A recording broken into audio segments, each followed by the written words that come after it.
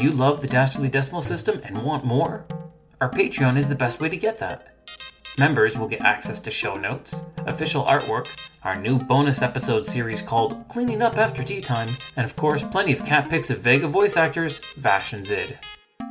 This can all be found at patreon.com/Dastardly Decimal System.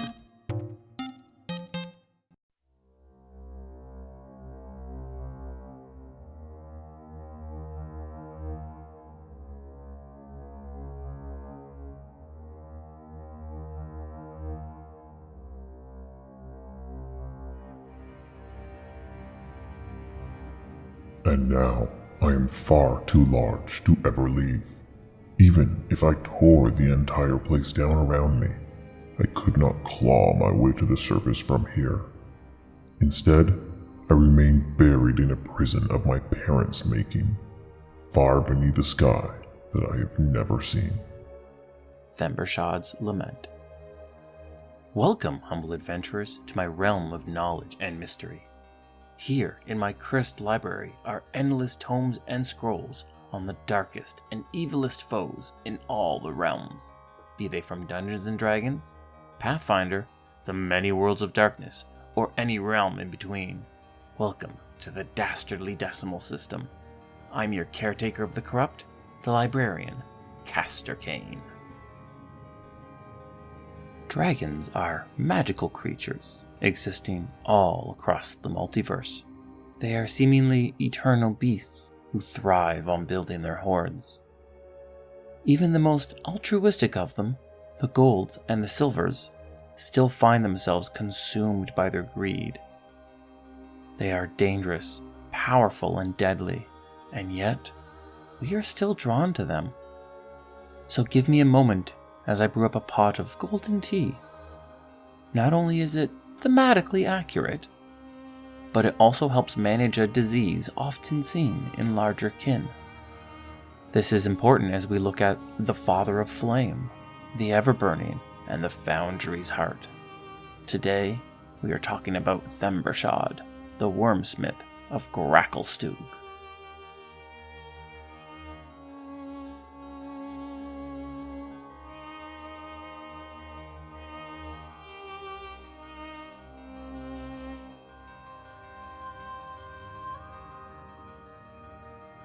Of all the dragons that exist in Faerun, the red-scaled ones were the most feared. They were highly intelligent, vastly brutal, and incredibly cruel. Their greed for gold was only topped by the sadistic pleasure they got into manipulating other dragons into giving up their hordes to them. The red dragons were Tiamat's favored children. They embodied the worst that dragonkind had to offer. To most, the worst sight imaginable was the image of a red dragon gracefully soaring through the air, breathing fire down from above. Themberchaud wasn't a typical red dragon, though. While he had the same scales, red like lava, and he had the same eyes that glowed a bright yellow, there was a major difference that separated him from the rest of his kin. He was fat, and I mean very fat. Themberchaud was a vastly overweight dragon whose size dwarfed any of its kind. He had a massive round gut and struggled to take to the air, let alone fly. Just for comparison's sake, the biggest of the great worms grows to roughly 35 feet in length and weighs an average of 5,000 pounds. Themberchaud, however, measured 21 feet long, in just his head alone. And some rumors, well, they put his weight between 12 to 15,000 pounds. Themberchaud was not an intelligent dragon.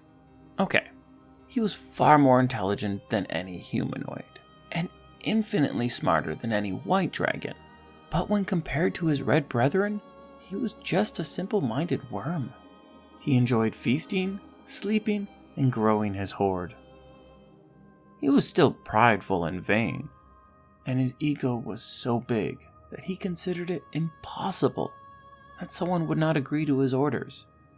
On the rare occurrence when someone did disobey, he simply burned them and carried on as normal.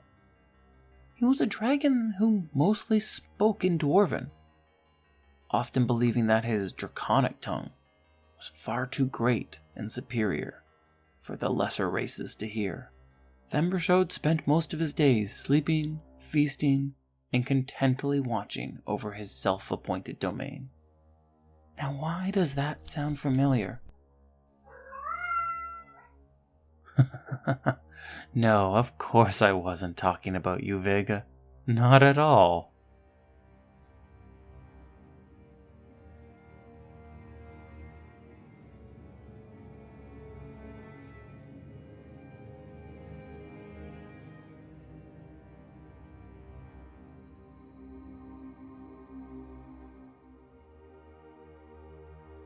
To speak of the history of Themberchaud requires us to look at the history of Gracklstugh.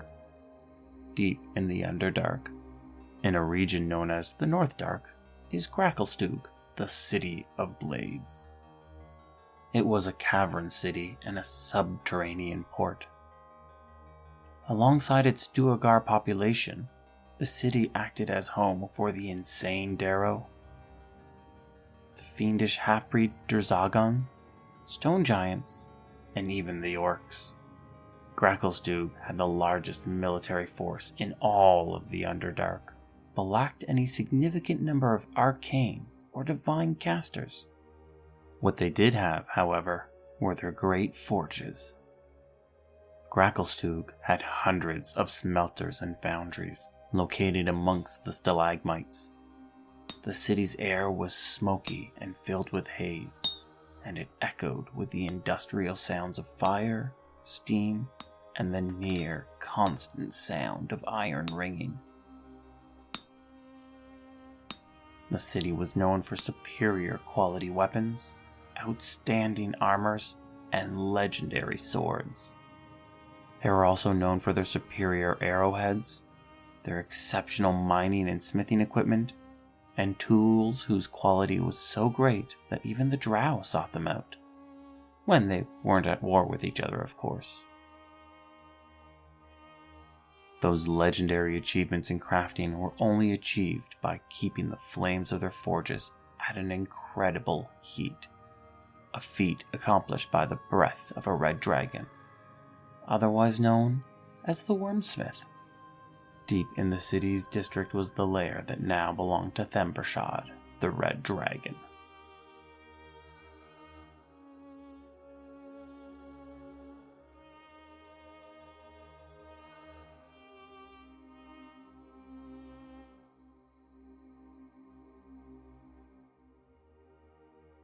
Themberchaud was hatched within his chamber in Gracklstugh. He was the latest of the Wormsmiths, and a descendant of the previous one. From a young age he was put to work, walking around the city and using his fiery breath to ignite the forges, all while his every need were being met. In exchange for his fiery breath, the city gave him gold and treasure for his hoard, and slaves for him to feast upon. It was a life of decadence and hedonism, both aspects that Themberchaud enjoyed. Within the city, the dragon's needs were tended to by the Keepers of the Flame. They obeyed his every whim and defended his lair from a nearby guardhouse while he was on his rounds. They kept him content through persuasion, appeasement, and even speaking on his behalf to others. This was the deal struck between the Worm and Hogar Steelshadow IV, the king of Gracklstugh at that time. In truth, the Keepers had a much darker agenda. In order to join their order, one must have proved that they had skills in psionic manipulation. Each member was part scion and part cleric. It was their job to keep Themberchaud under control.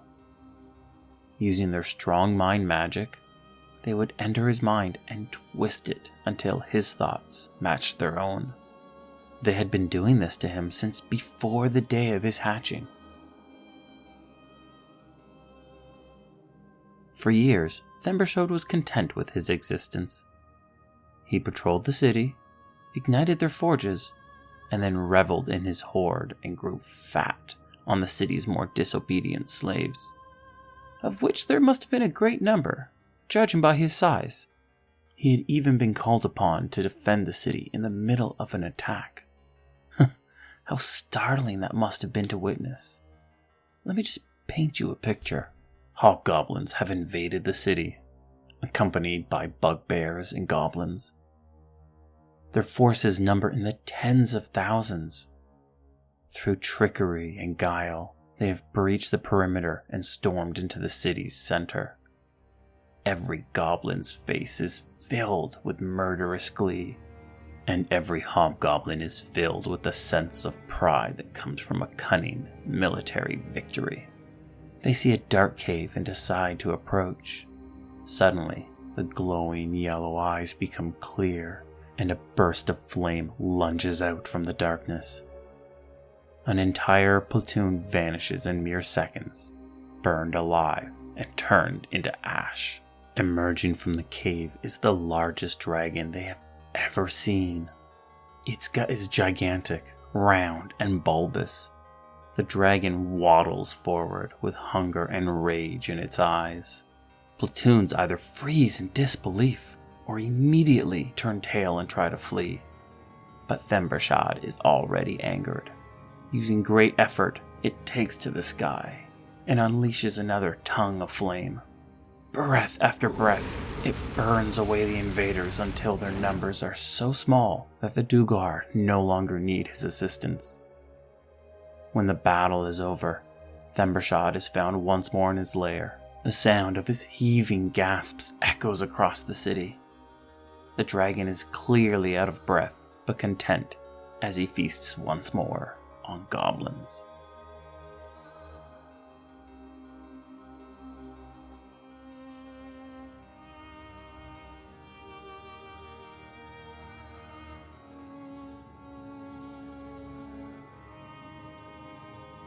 As the dragon got older, he grew stronger and more restless. He had developed a resistance to the psionic intrusions of the Keeper, and had become very discontent with the limited supply of food and gold being offered to him. New ideas began to brew inside of his mind. Thoughts of controlling the entire city began to percolate. He knew there was much the Keepers had kept from him, but he had decided to watch and observe before confronting them. He watched the city's affairs, taking notice of the Keepers' bid for power and their war with the city's thieves guild, the Grey Ghosts. As the political drama began to unfold, he began to recruit agents of his own, granting each of them a golden badge that let them walk within the city unaccosted. Themberchaud's actions did not go unnoticed. The Keepers of the Flame had become aware of his restlessness and his desire for power. It wasn't uncommon for a red dragon to grow into their sinister and manipulative nature. This was when the Keepers would normally slay the Wormsmith and replace it with a newly hatched youngling. But their plans had been waylaid by those meddlesome Grey Ghosts. The thieves had broken into the Keeper's lair and stolen the dragon egg. Left without a replacement and unwilling to have the forges go silent, the Keepers continued to deal with Themberchaud. A campaign of espionage began between the two factions, as agents from each stormed the Grey Ghost compound in search of the egg. Fights between the two broke out, and battles occur, but the egg was eventually found by Themberchaud's agents and returned to him. Content in his victory, the red dragon instantly smashed the egg, forever cementing his position within the city.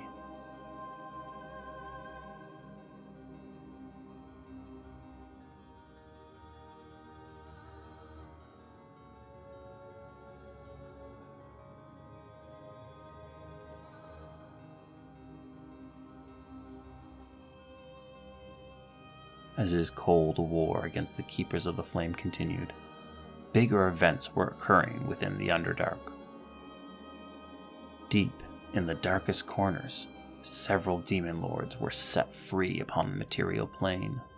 The event was known as the Rage of Demons, and it rippled across all of Faerun, its aftermath causing great chaos and spreading a demonic madness. For Gracklstugh, the battle weakened their numbers and pulled their already divided attention even further apart. This weakness allowed for a mind flayer to enter the city. The Duergar's latest ruler, Hogar Steelshadow V, had succumbed to the demonic madness, and the mind flayer saw opportunity. He took advantage of that weakness and dominated the city, even using its psionic assault to invade and subdue Themberchaud's mind. When the Order of the Burning Dawn, a collection of surface-dwelling do-gooders, entered the city looking for the fabled moon tier, they came across the mind flayer and eventually slayed it. Themberchaud, now free of the psionic assault, bestowed upon these heroes the greatest honor the Red Dragon could think of. He didn't eat them. While the Rage of Demons has long since ended, there are still some who think its effects still exist. There are rumors that say Themberchaud was not himself. They say that the revered dragon had been possessed by a demon lord. Frankly, I find the idea kind of humorous. Suddenly a force like Demogorgon or Kratz has arrived on the material plane. It possesses a powerful red dragon, only to find itself sitting around, eating, and getting fatter. Okay, perhaps that's right up Gratz's alley.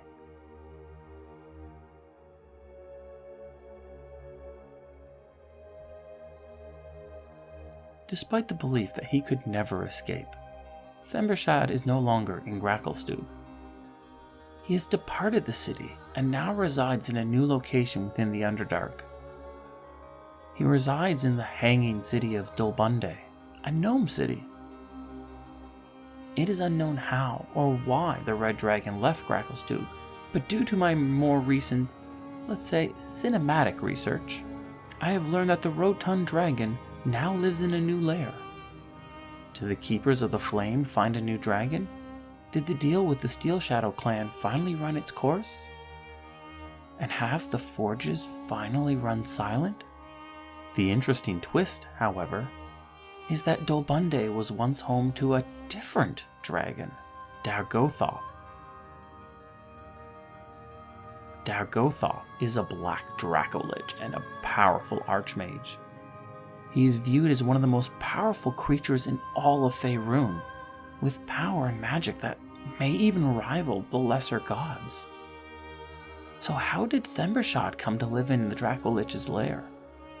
And where's the Dracolich now? And what will happen when the Dracolich comes home?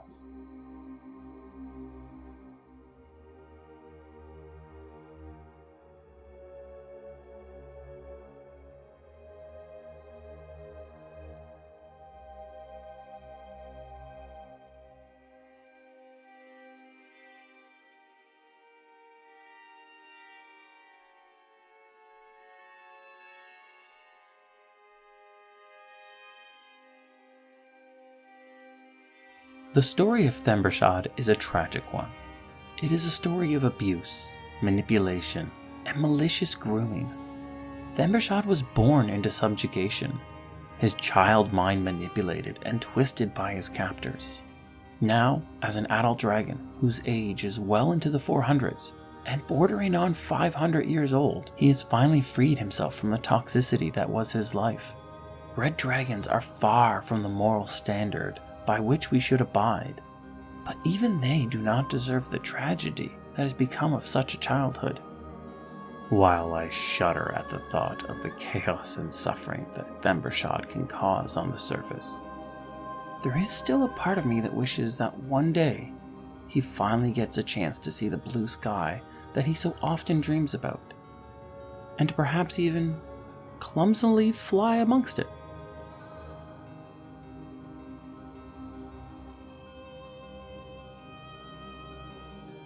Well, it seems that our tea has run dry, which means our time is up. Join me again in my library for more stories and lore about the darkest villains from the darkest realms. This has been the Dastardly Decimal System, and once again, I am your librarian, Castor Cain.